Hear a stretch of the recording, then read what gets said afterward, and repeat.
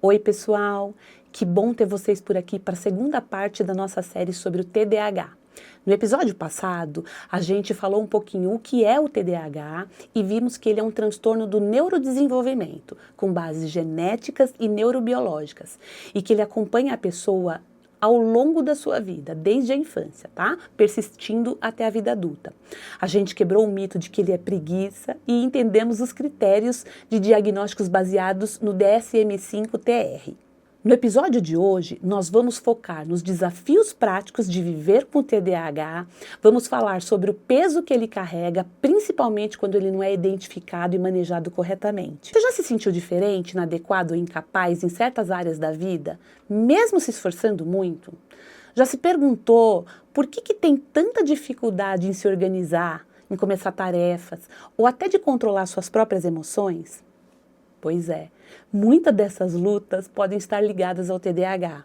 Nós também vamos abordar um tema muito importante para os adultos: o desafio de receber o diagnóstico tardio e a montanha-russa emocional que pode vir com essa descoberta. E, principalmente, nós vamos falar sobre os companheiros do TDAH, aquelas outras condições que frequentemente aparecem juntas, as comorbidades. Afinal, como veremos, o TDAH raramente anda sozinho.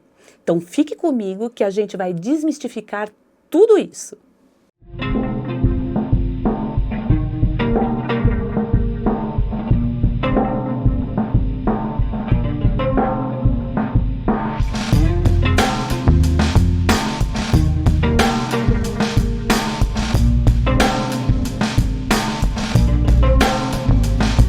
Nesse primeiro bloco, a gente vai falar o peso do TDAH que não foi diagnosticado ou tratado adequadamente. Então, quando o TDAH ele não é reconhecido e a pessoa não recebe, gente, o suporte, as estratégias adequadas, os sintomas de desatenção, hiperatividade e impulsividade que a gente falou lá no primeiro episódio, eles podem ter um impacto significativo e muito duradouro em diversas áreas da vida da pessoa. Sabe, é como se a pessoa tentasse nadar, né, mas ela não tivesse as técnicas necessárias, sabe, para nadar corretamente de acordo com a correnteza ali, com a maré, tá bom? Então, hoje a gente vai desmistificar nessa primeira parte aqui do nosso episódio sobre isso, tá? Então, assim, o TDAH, ele não é apenas um incômodo, tá, pessoal? Ele tem um impacto significativo na vida da pessoa, né? E a gente precisa entender isso, porque muitas vezes a gente vê uma pessoa funcional, trabalhando, fazendo muitas coisas, né? Mas não entende que também pode haver muitos prejuízos. Por exemplo, né, uma pessoa que tem dificuldade em terminar trabalho, projeto no prazo, né, pode ser um dever de casa, pode ser um relatório, pode ser um grande projeto de trabalho, né, muitas vezes ele começa, organiza e sustenta o esforço, né, mas não consegue chegar, fazer tudo isso até o final. Tá bom? Então, assim, erros bobos de desatenção, na caligrafia, deixa passar, né, pormenores ali, aquelas minúcias que muitas vezes são essenciais para a execução, né, satisfatória daquele trabalho. Então, os prejuízos podem começar daí, né, e se estender e se amplificarem. Tá? Então, essa inconsistência na atenção e na motivação dificulta com que a pessoa se mantenha ali, né, numa rotina mais organizada, né, por longos períodos. E a dificuldade também, pessoal, que existe na manutenção, no gerenciamento do tempo, né, porque a pessoa que tem o TDAH, ela tem essa dificuldade em gerir o tempo. Tá? Então, assim, muitas vezes ela acredita que vai dar tempo dela fazer uma determinada tarefa, né? Ela vai deixando, vai empurrando aquilo ali, procrastinando, e ela consegue realizar aquilo no último momento. É sempre no último minuto, né? Aí a mente dá um gás ali e ela consegue entregar. Mas muitas vezes, né, a entrega talvez ela não seja satisfatória. E acontece também da pessoa acabar perdendo prazos, né, tendo prejuízos com relação a isso, tá bom?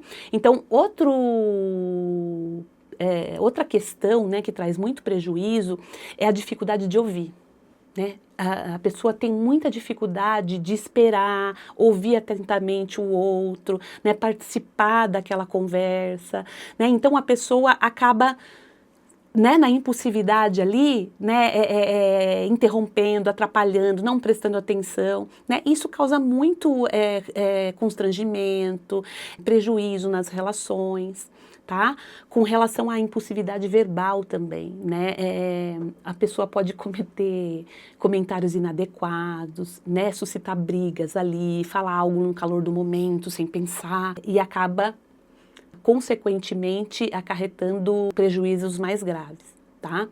A pessoa também, ela pode ser percebida pelos outros, né, como uma pessoa que não é confiável, é imaturo, que causa atrito, né, que traz sofrimento para as relações. Então veja, né, a forma como as pessoas acabam enxergando essa pessoa por conta dessa dificuldade dela de lidar, né, com o estado emocional, com a impulsividade, com a desatenção, né, dentro das relações interpessoais. Muitas vezes a pessoa não consegue entender o que o outro está falando, né? Ou então ela sinaliza que sim, ela se perde no meio do caminho e o outro pode, né, dizer, essa pessoa não presta atenção, né? Principalmente nas relações mais próximas afetivas, né? Às vezes o parceiro, a parceira pensa, ele não liga para o que eu falo, né? Ele não me dá atenção devida, ele finge que está me escutando. Então, assim, pessoal, pode trazer muitos problemas, né? E podem ser pequenos problemas a questões muito difíceis ali, disruptivas, né, no contexto ali dos relacionamentos, tá?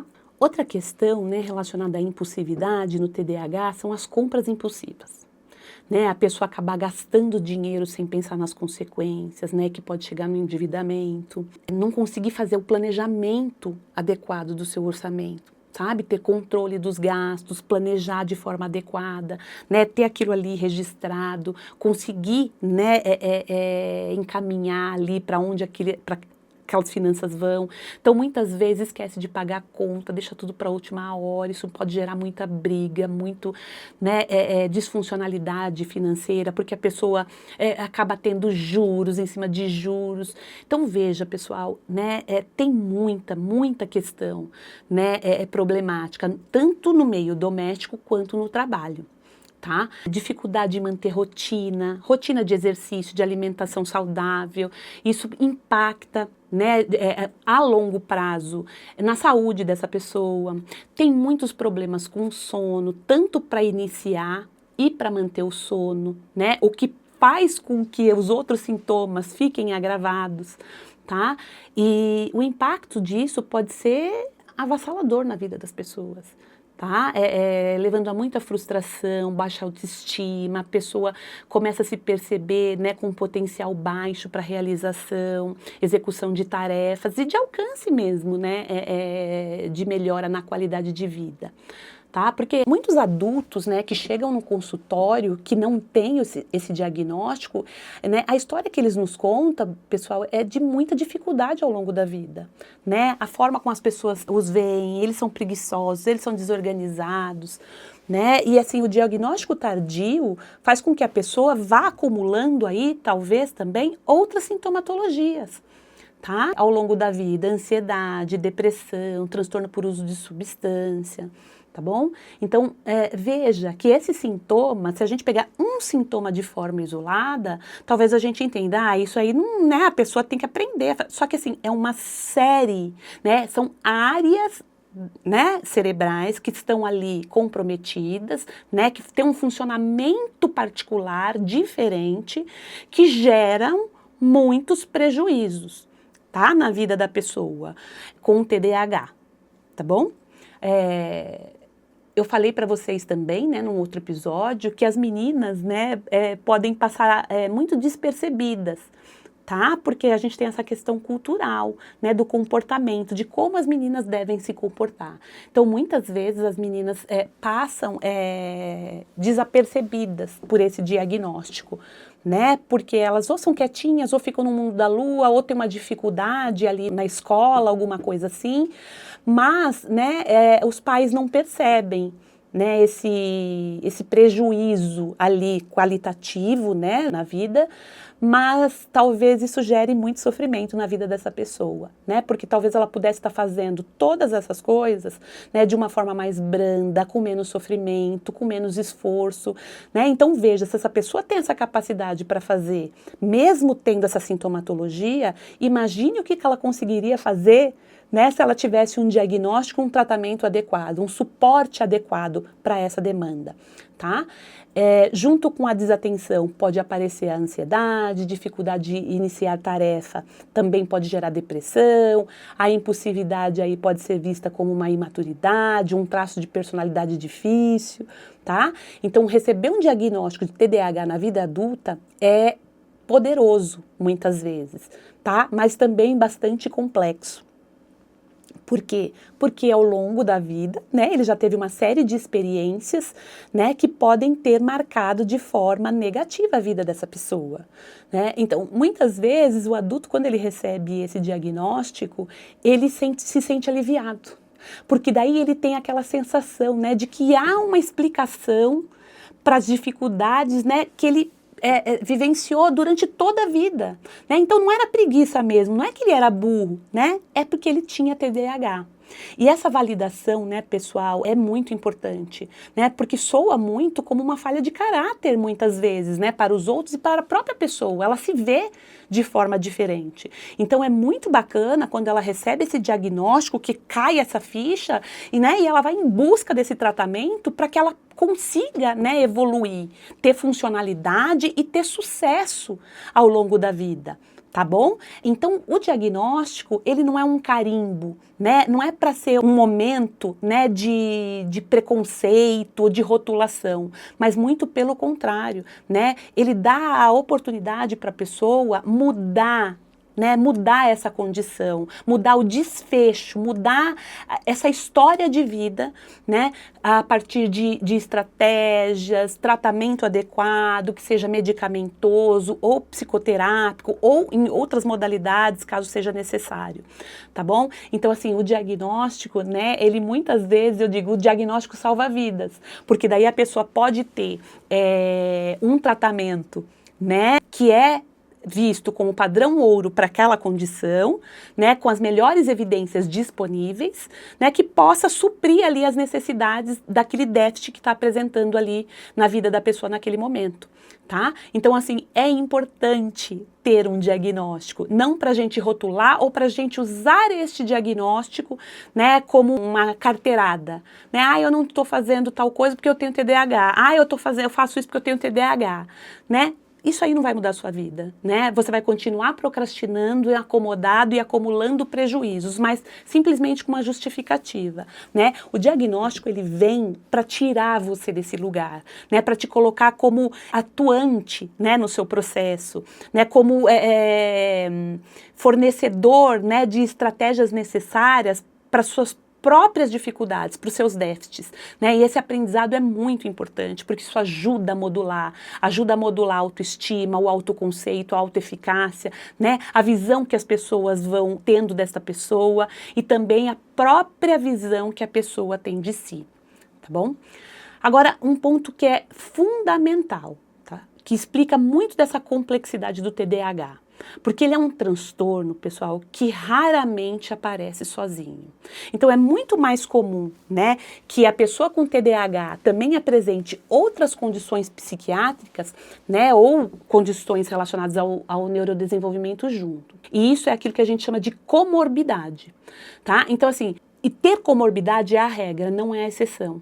Tá? O TDAH, ele coexiste sim com muitos outros transtornos mentais, tá? É mais ou menos entre 50% e 80%, né, de chance da pessoa apresentar algumas comorbidades. Então, pessoal, como a gente está entendendo aqui, né, a comorbidade é a regra. Então, é comum, é esperado, muitas vezes, que a pessoa que tem um diagnóstico de TDAH, ele também tenha outros diagnósticos.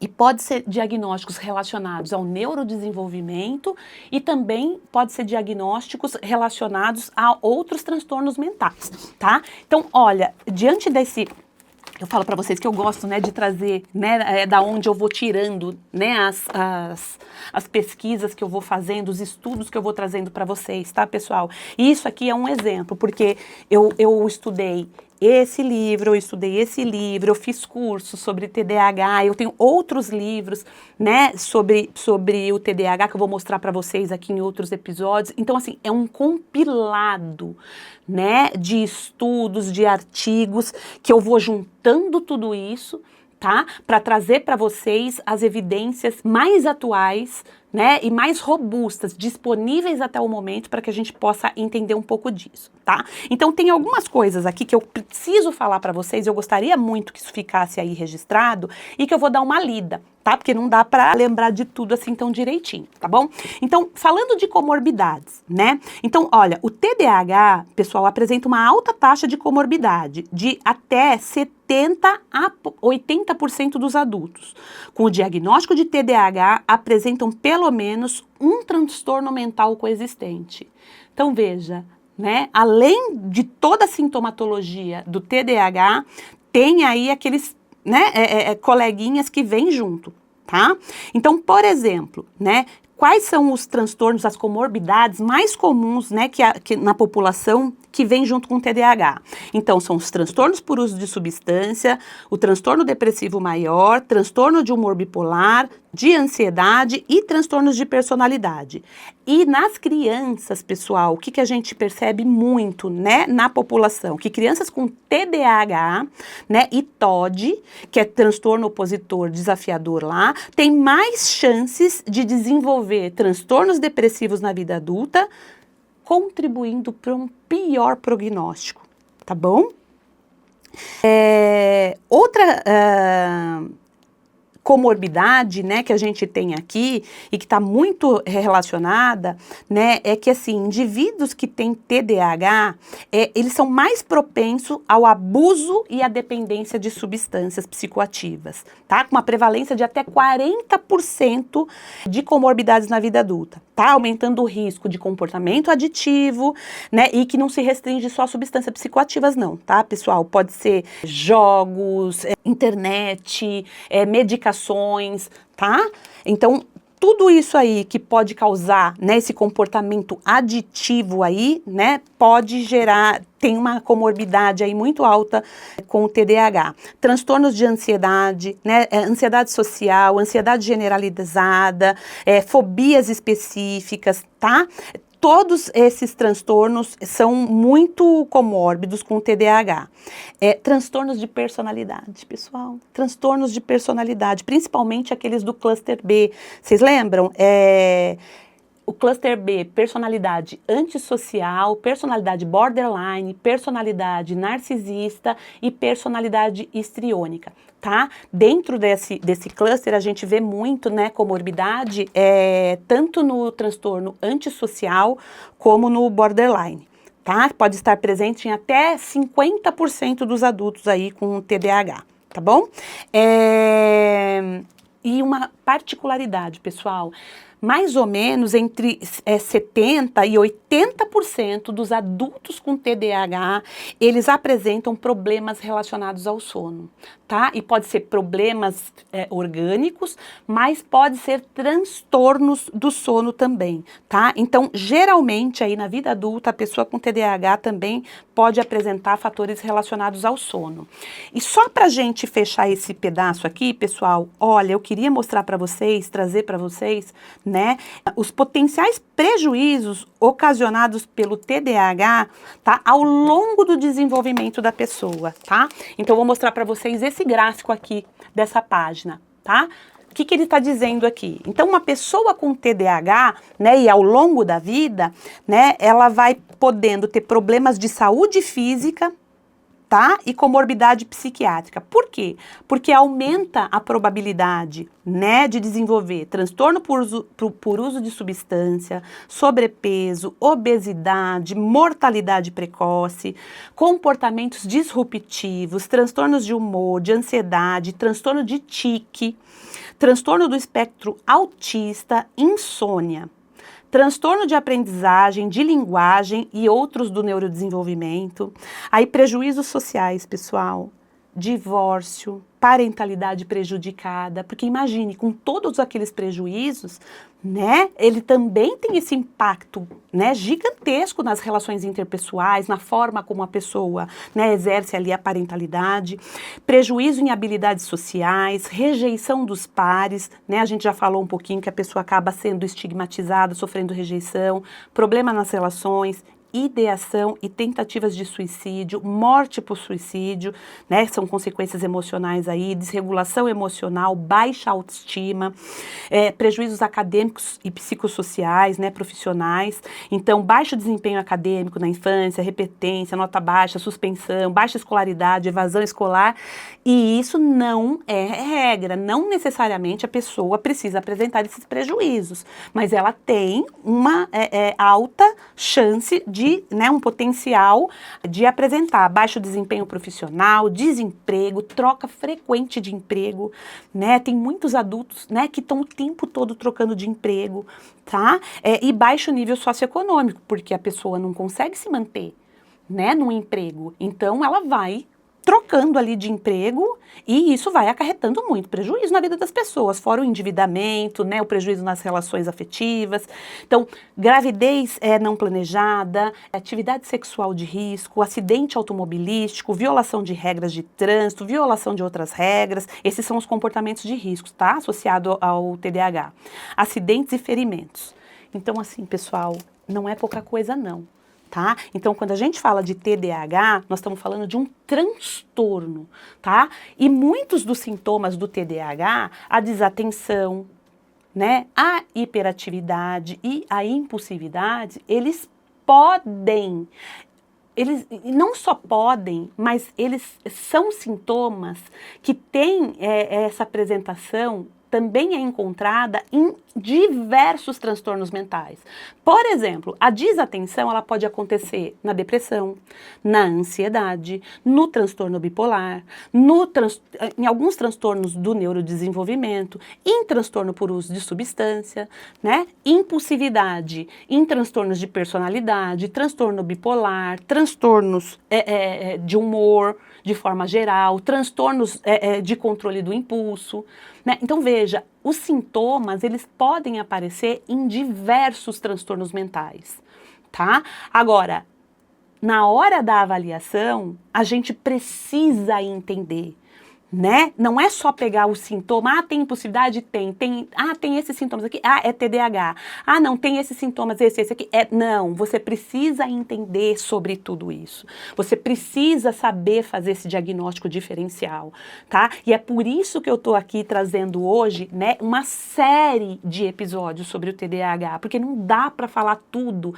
né, de forma concisa, como a gente vê aí nas redes sociais, eu sou TDAH porque eu faço isso, eu sou TDAH por aquilo, todo TDAH tal coisa. Não, todo TDAH nada, todo TDAH nada, pessoal, né? Cada apresentação pode ser única, subjetiva, né?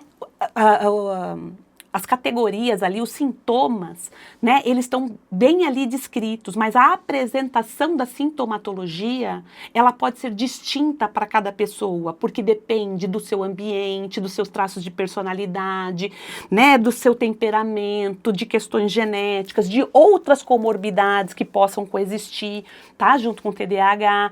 Então, tem muita coisa aí para ser investigada até que se chegue um diagnóstico, tá, de transtorno de déficit de atenção e hiperatividade. Então veja, né, pessoal, a luta constante que a pessoa, né, com TDAH enfrenta, né, que são muitos desafios, né, em várias áreas da vida, escola, trabalho, relações interpessoais, pode levar, né, a esse desenvolvimento de ansiedade, de depressão, de baixa autoestima, tá, que pode aí evoluir para outros quadros clínicos. Então, vou falar um pouquinho com vocês agora desses outros transtornos, dessas comorbidades mais comuns, tá? Então, por exemplo, os transtornos depressivos são muito comuns, né? Porque veja, pessoal, a frustração crônica, baixa autoestima, problemas constantes, né, em diversas áreas da vida da pessoa, a sensação de fracasso, dificuldade, né, para iniciar tarefas, pode levar ao aparecimento, né, de quadros depressivos. Se a gente pensar também, né, em transtornos por uso de substância, que é muito comum, né, ali na vida adulta, a impulsividade, né, e a dificuldade que a pessoa pode ter ali de tolerar, né, o tédio, coisas que são chatas, que não geram prazer, né, tolerar também sentimentos desagradáveis, tá? Pode levar a pessoa ao uso precoce de substância. Então, algumas substâncias, né, elas podem ser usadas, né, inicialmente aí por pessoas que têm TDAH como uma forma de automedicação. Então, por exemplo, a nicotina para aumentar o foco, o álcool para acalmar a inquietação interna, né, mas que a gente sabe, né, que leva a um quadro de dependência, pessoal. Tá? Agora, outros transtornos, né, específicos ali, né, comórbidos, transtornos da aprendizagem, né, que pode coexistir com o TDAH, por exemplo, dificuldade de leitura, dislexia, escrita, disgrafia, descalculia, né, na matemática, tudo isso pode ocorrer junto com o TDAH. Tá? Então é fundamental a gente avaliar se a dificuldade que a pessoa está apresentando ali de aprendizado, se ela é uma dificuldade primária ou secundária à própria desatenção, tá? Temos os transtornos disruptivos do controle de impulsos e de conduta, tá? Que a gente também tem lá dentro da Bíblia do DSM-5-TR, o transtorno desafiador opositor, tá? Que é aquela apresentação de desafio das normas, regras, autoridades, né, o transtorno de conduta, com violação de regra e direito de outras pessoas, também são comorbidades comuns na infância e adolescência, tá? E porque eles estão muito ligados a essa dificuldade em regular o comportamento e a impulsividade, bom? Então, outras comorbidades que pode aparecer, né, no TDAH, que podem coexistir aí, tá, que a gente precisa olhar como um diagnóstico diferencial importante, são os transtornos do sono, bipolar, né, que também compartilha aí impulsividade, essa labilidade no humor, que é um diagnóstico diferencial importante em adultos, o toque, sim, e alguns transtornos de personalidade, como eu tinha dito lá, né, transtorno borderline e muitas vezes transtorno da personalidade antissocial, tá bom? E aí, pessoal, como vocês podem ver, né, o TDAH é um quadro muito complexo, que se apresenta de forma assim múltipla e muito variada. Ele frequentemente vem acompanhado, tá? Então isso reforça a importância, né, de uma avaliação profissional completa para entender o quadro individual de cada pessoa, né? E aí planejar um tratamento, né, que aborde ali as dificuldades, né, e as peculiaridades de cada um. Tá? E a boa notícia que a gente tem, né, é que com o diagnóstico correto e o tratamento adequado, é possível gerenciar não só os sintomas do TDAH, mas também essas comorbidades aí que eu trouxe para vocês, né, que aparecem aí nesses quadros, tá? E a pessoa vai conseguir sim construir uma vida aí com maior qualidade, mais significativa. Vamos dar uma resumida aqui, pessoal, né? O TDAH mal manejado, né, ele pode trazer prejuízos significativos para a vida da pessoa, tá? Prejuízo de desempenho acadêmico, profissional, saúde emocional, finanças, segurança, tá? A gente falou um pouquinho também que o diagnóstico tardio, né, na vida adulta, vem com prejuízos aí, né, no processo emocional, né? Mas também é um alívio, né, mesmo por conta desses processos aí que existem. Frequentemente o TDAH vem acompanhado, né, de outros transtornos, as comorbidades, ansiedade, depressão, transtorno por uso de substâncias, dificuldades no aprendizado, né, o que torna a avaliação muito abrangente, tá bom? E o tratamento precisa ser integrado. Isso é essencial para o sucesso, né, no tratamento do episódio ali, do transtorno de TDAH, tá bom? E agora, pessoal, a parte que muitos esperam. No próximo episódio, né, a gente vai falar um pouquinho sobre as soluções. Vamos explorar as estratégias práticas do dia a dia, tá bom? Das abordagens terapêuticas, as melhores evidências, tá, que estão hoje em relevância para fazer o tratamento correto do TDAH, tá? Como vai manejar esses sintomas, regular as emoções e construir aí uma vida mais significativa, organizada, produtiva, tá bom? Você quer saber as ferramentas necessárias para usar, né? Não perca o próximo episódio aqui no Psicologia e Evidência. Então vamos finalizando por aqui, pessoal, esse segundo episódio sobre o TDAH e no próximo tem bastante bastante coisa aí pra gente aprender e eu vou trazer bastante soluções, estratégias práticas no dia a dia. O que que você pode fazer para lidar com cada um, né, desses sintomas aí que pode estar prejudicando a sua vida ou de alguém aí que você conhece, ama muito e quer ajudar, tá bom? Se você ainda não é inscrito aqui no canal, por favor, se inscreva, curta, compartilhe, pessoal. Quanto mais compartilhamentos a gente tiver, né, mais a plataforma entende que é um conteúdo de relevância e ela entrega para mais pessoas, né? E ajuda a Psi aqui, né, que está produzindo conteúdo para vocês, tá bom? A gente a disseminar, né, esse conhecimento, levar informação robusta para que as pessoas possam procurar tratamento adequado, né, e ter uma qualidade de vida significativa, porque assim, todos nós merecemos, né, ter uma boa qualidade de vida, né, boa saúde mental e sermos felizes aí na nossa jornada. Tá bom? Espero vocês para o próximo episódio do Psicologia em Evidência. Obrigada!